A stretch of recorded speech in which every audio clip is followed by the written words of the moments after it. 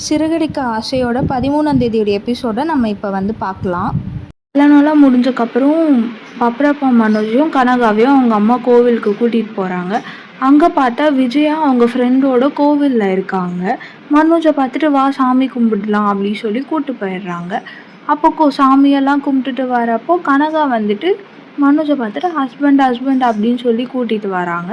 மனோஜ் அவங்க அம்மா எல்லாம் கோவிலில் இருந்துட்டு சமாளிச்சுட்டு வீட்டுக்கு வந்து முத்து மீனா அவங்க அப்பா எல்லாரும் அவனை ஒரு மாதிரி மார்க்கமாக பார்க்குறாங்க.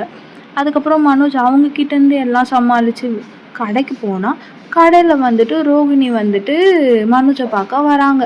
மனோஜை பார்க்க ரோகிணி வர அதே நேரத்தில் கனகாவும் வராங்க. கனகா ஹஸ்பண்ட் வாங்க ஃப்ரிட்ஜுக்குள்ளே போகலாம், வா ஃப்ரிட்ஜுக்குள்ளே போகலாம் அப்படின்னு சொல்லி மனோஜை கூப்பிட்டுட்டே இருக்காங்க.